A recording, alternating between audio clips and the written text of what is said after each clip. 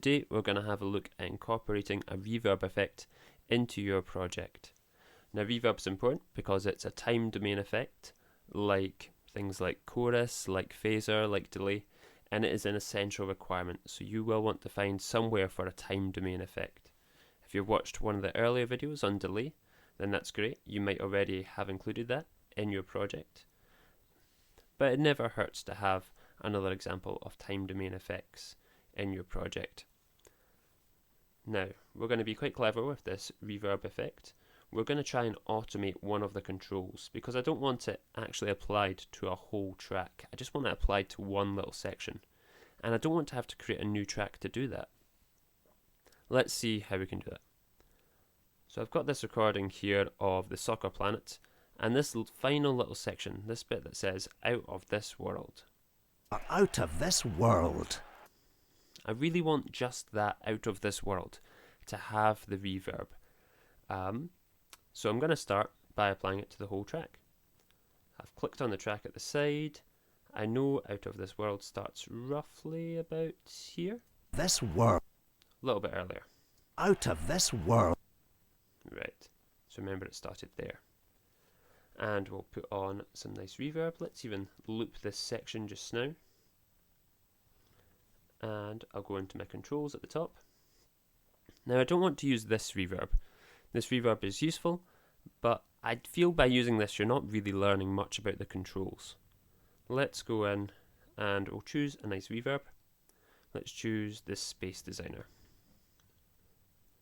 So I can have a listen back to it just now and choose settings that work for me. Out of this world. Out. Sounds okay. Let's give us a slightly longer loop so we can hear that whole decay if we can. Let's give it a really quite a long decay. Let's take it almost up to 2 seconds. Out of this world. That's sounding okay for me. Remember, you can go in, you can try some of the default settings or the pre-settings, but remember you shouldn't use pre-settings. You can use them as kind of a guide or maybe to give you a longer decay, but you should always kind of tweak them and make your own adjustments to them. I'm going to stick with this 1.8 decay length. And then now what I need to do is we'll leave that dry output. Quite happy with that dry level just staying as it is. And it's this reverb output, the wet output, that I need to automate. To automate our reverb output, we're going to go into automation, which I can hit A on my keyboard or go up to mix and show automation. Now, as a default, it comes up saying volume.